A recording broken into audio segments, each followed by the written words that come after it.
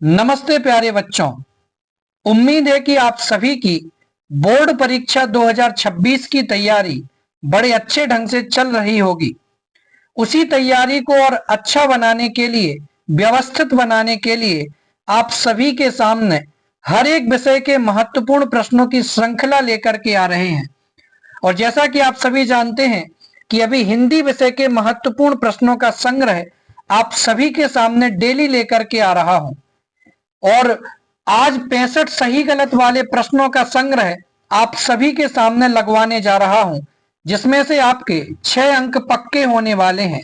मतलब इसी तरीके के प्रश्न आपसे पूछे जाते हैं और 6 नंबर बोर्ड परीक्षा में सही गलत वाले प्रश्नों के लिए निर्धारित किए गए हैं।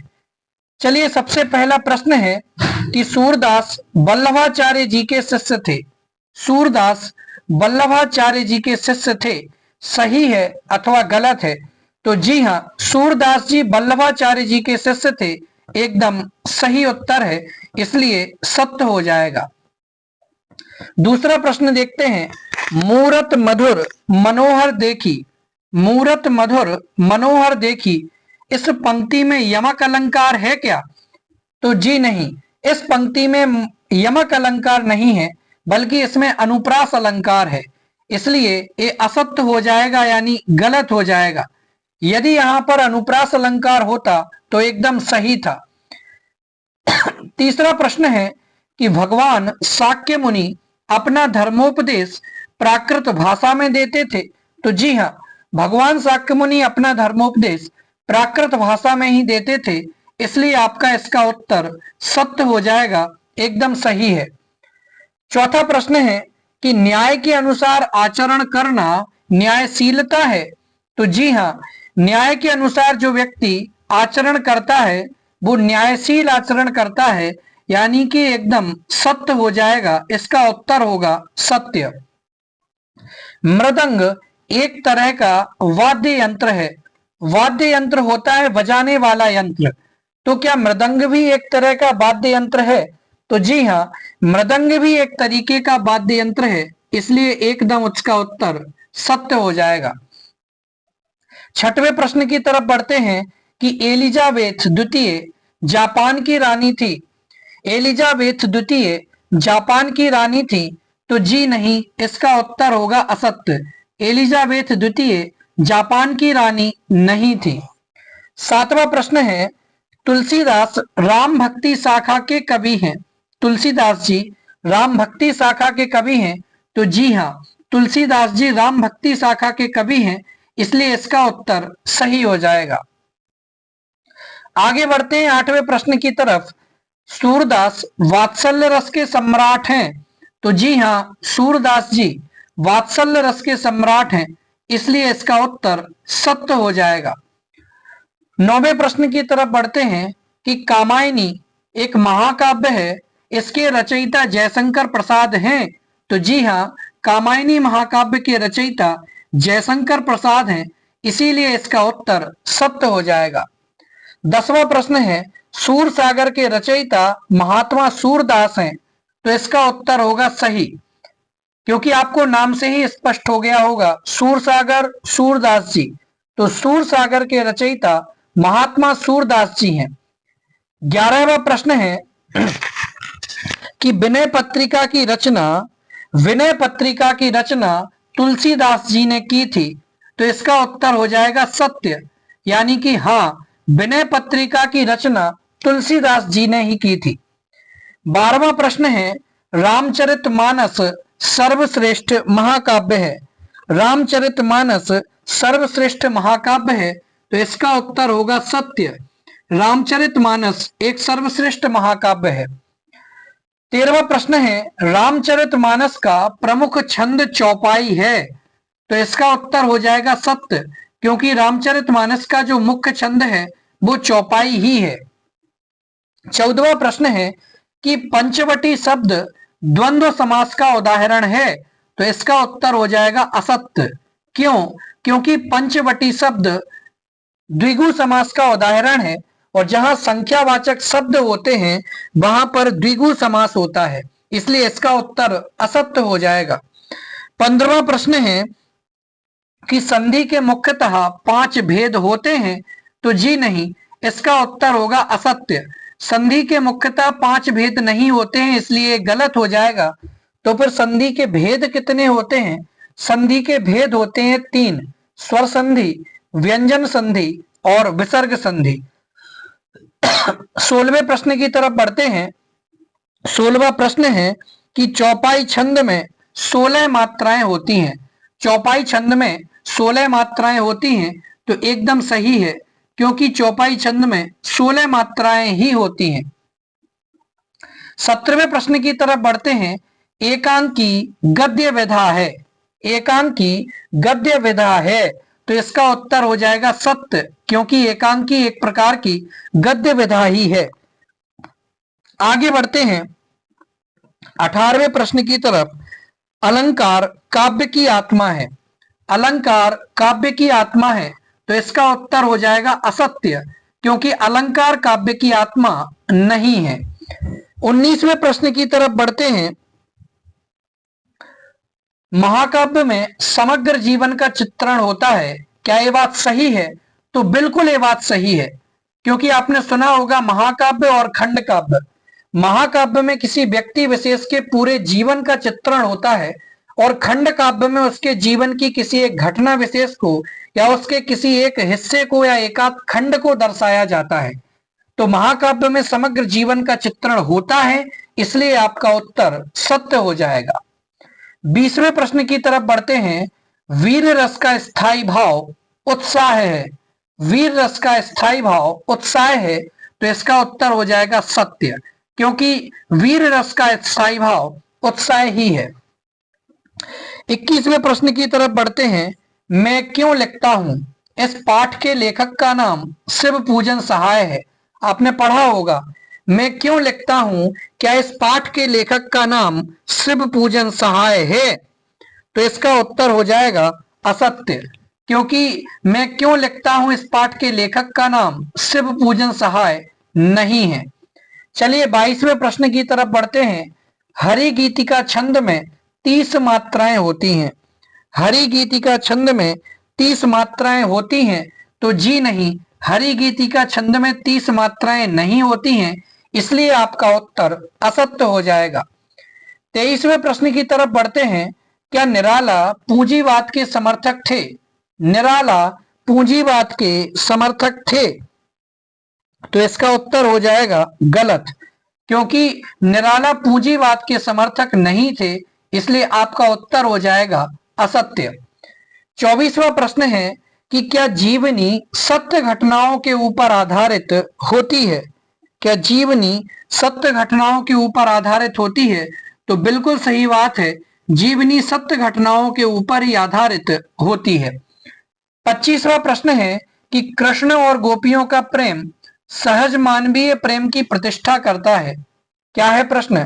कृष्ण और गोपियों का प्रेम सहज मानवीय प्रेम की प्रतिष्ठा करता है, सही है या गलत है?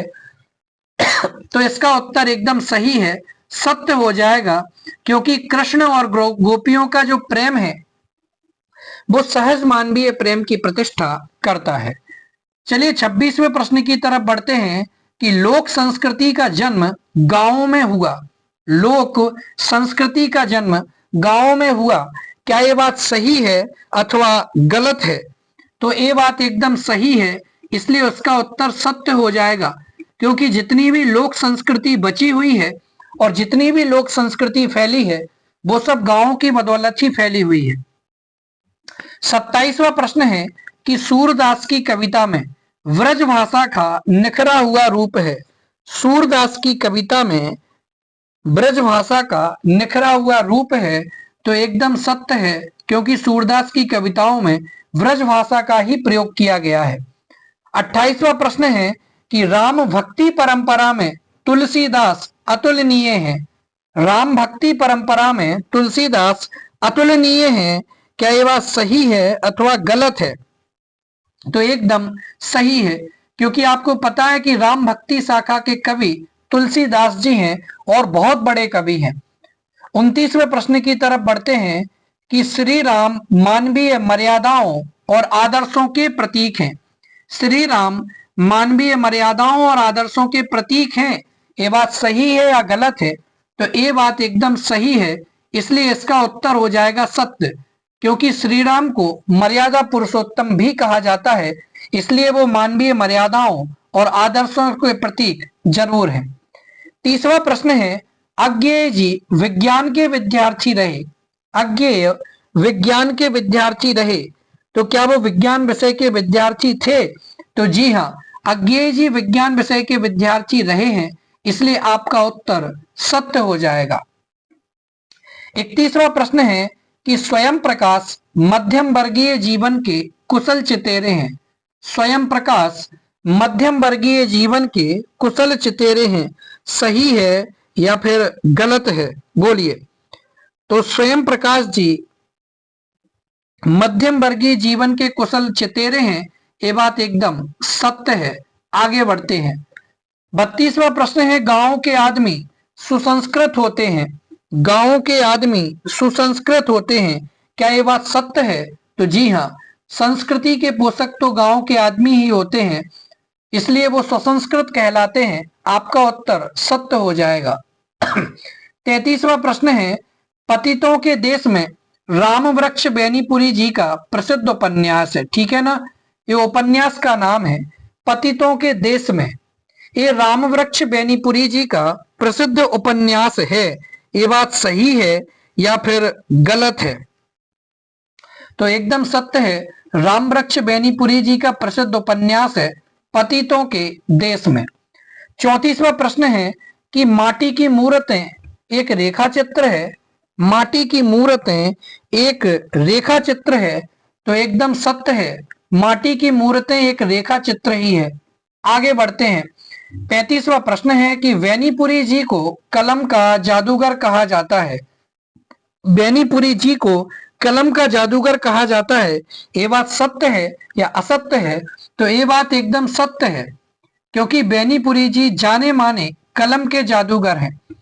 36वां प्रश्न है, वाल गोविंद भगत साधु प्रवृत्ति के थे।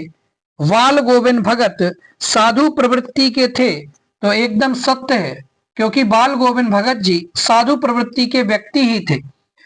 37वां प्रश्न है, कहानी लेखिका मन्नू भंडारी जी का जन्म इंदौर में हुआ था, सत्य या फिर असत्य? एक कहानीकार जिनका नाम मन्नू भंडारी जी है, उनका जन्म इंदौर में हुआ था, ये बात सत्य है या असत्य है? तो ये बात असत्य है। आगे बढ़ते हैं। 38वां प्रश्न है, बच्चा जब खाएगा बड़े बड़े कौर तब पाएगा दुनिया में ठोर। क्या ये पंक्ति सही है या ये सही अर्थ को सूचित करती है? बोलिए। तो बच्चा जब खाएगा बड़े बड़े कौर तब पाएगा दुनिया में ठोर, तो ये पंक्ति एकदम सत्य है और अपने सही अर्थ को इंगित करती है। 39वां प्रश्न है, काव्य की आत्मा रस है। तो एकदम सत्य है, काव्य की आत्मा रस को ही कहा जाता है। 40वें प्रश्न की तरफ बढ़ते हैं, नाटक गद्य की विधा नहीं है। तो भैया नाटक गद्य की विधा नहीं है, तो ये हो जाएगा असत्य, यानी कि गलत है, क्योंकि नाटक आपकी एक गद्य विधा है। 41वां प्रश्न है कि नेताजी की मूर्ति बनाने वाले कौन थे? मोतीलाल। तो नेताजी की मूर्ति बनाने वाले मोतीलाल जी क्या एक अध्यापक थे? नेताजी की मूर्ति बनाने वाले मोतीलाल जी अध्यापक थे, तो एकदम सत्य बात है, मोतीलाल जी एक अध्यापक ही थे। 42वां प्रश्न है कि मन्नू भंडारी मूलतः एक कहानीकार हैं। तो सत्य है, क्योंकि वो एक कहानी लिखने वाली कहानीकार ही हैं।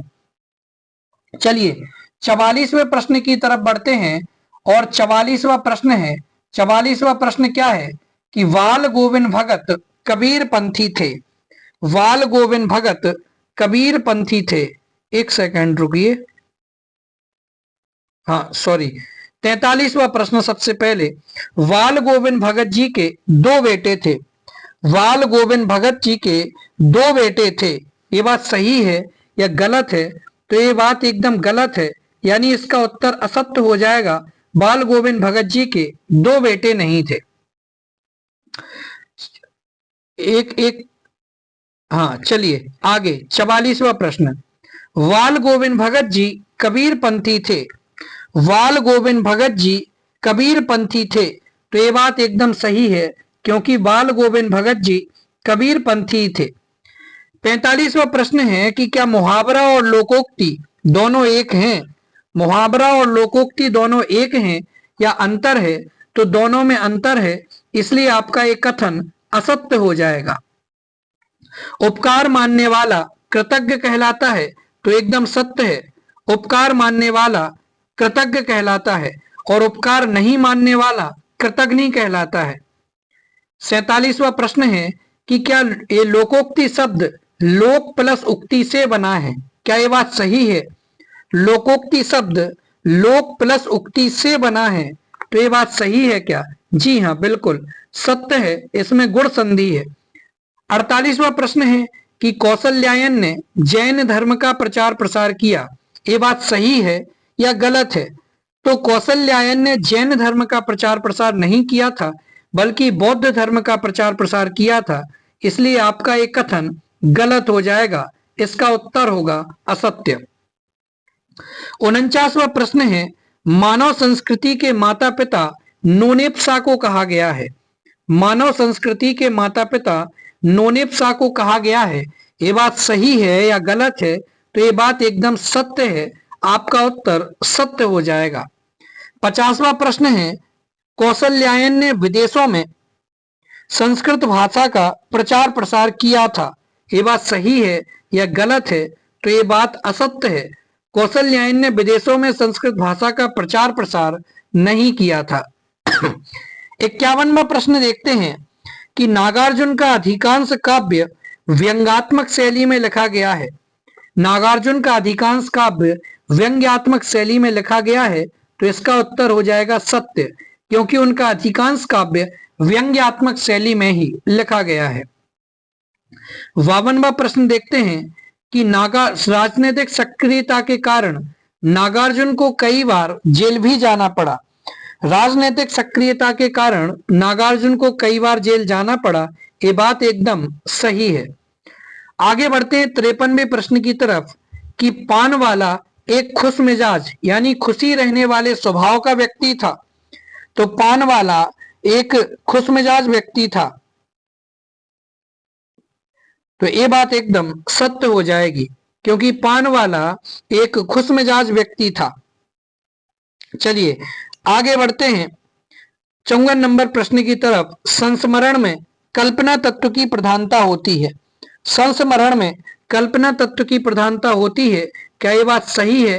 तो ये बात सही नहीं है, इसलिए इसका उत्तर असत्य हो जाएगा। 55वां प्रश्न है कि हिंदी का प्रथम उपन्यास परीक्षा शुरू को माना गया है। हिंदी भाषा का प्रथम उपन्यास परीक्षा शुरू को माना गया है, तो ये बात एकदम सत्य है, इसलिए आपका उत्तर सत्य हो जाएगा। 56वां प्रश्न है कि कहानी के 6 तत्व होते हैं, तो इसका उत्तर हो जाएगा सत्य, क्योंकि कहानी के 6 तत्व होते हैं। 57वां प्रश्न है कि श्री कृष्ण ने गोपियों को समझाने उद्धव को भेजा था। श्री कृष्ण ने गोपियों को समझाने उद्धव को भेजा था, तो एकदम ये बात सत्य है, वो योग का संदेश लेकर के आए थे। 58वां प्रश्न है बिस्मिल्लाह खान हिंदू मुस्लिम एकता के समर्थक थे, तो ये बात सत्य है। बिस्मिल्लाह खान हिंदू मुस्लिम एकता के समर्थक व्यक्ति थे। 59वां प्रश्न है पर्वतीय सुंदरता मन को नहीं भाती है। तो भैया पर्वतीय सुंदरता सबके मन को भाती है, तो यहाँ पर नहीं भाती लिखा है, इसलिए इसका उत्तर असत्य हो जाएगा, गलत हो जाएगा। 60वां प्रश्न है कमल तालाब को छोड़कर आकाश में खिल रहे हैं। कमल तालाब को छोड़कर आकाश में खिल रहे हैं, तो ये बात सत्य है या असत्य है? तो ये बात असत्य है। चलिए आगे बढ़ते हैं। चौपाई छंद अर्ध सम्मात्रिक छंद है। चौपाई छंद एक अर्ध सम्मात्रिक छंद है, तो जी नहीं, इसका उत्तर हो जाएगा असत्य। आगे बढ़ते हैं। 62वां प्रश्न है कि शीला अग्रवाल मन्नू भंडारी की मां थी। शीला अग्रवाल मन्नू भंडारी की मां थी, सत्य या असत्य? तो इसका उत्तर हो जाएगा असत्य। शीला भंडारी मन्नू अग्रवाल जी की मां नहीं थी। चलिए 63वां प्रश्न, बिस्मिल्लाह खान को शहनाई वादन के लिए भारत रत्न पुरस्कार से सम्मानित किया गया था, भारत रत्न मिला था। तो जी हां, बिस्मिल्लाह खान को शहनाई वादन के लिए भारत रत्न जरूर मिला था, सत्य हो जाएगा। और ये महत्वपूर्ण प्रश्न है। 64वां प्रश्न है कि जिस भाव से किसी काम को करने या होने का बोध होता है उसे क्रिया कहते हैं। तो इसका उत्तर हो जाएगा सत्य, कि जिस भाव से किसी काम को करने का या होने का बोध होता है उसे क्रिया कहा जाता है। 65वां प्रश्न है कि सभ्यता संस्कृति का परिणाम है। तो इसका उत्तर हो जाएगा सत्य, सभ्यता संस्कृति का ही परिणाम है। तो इस प्रकार से अभी हमने जो 65 एमपी बोर्ड परीक्षा के दृष्टिकोण से, या जहां कहीं भी ये किताब लगी हुई है बोर्ड परीक्षा में, उनके दृष्टिकोण से जो 65 सही गलत वाले उत्तर हो सकते थे, इंपॉर्टेंट हो सकते थे, वो आपके सामने करवाए हैं। कल आप सभी के सामने 50 से भी ज्यादा रिक्त स्थान हिंदी साहित्य के, हिंदी भाषा के लेकर के आऊंगा। तो जरूर हमारे साथ जुड़ें। धन्यवाद। जय हिंद, वंदे मातरम।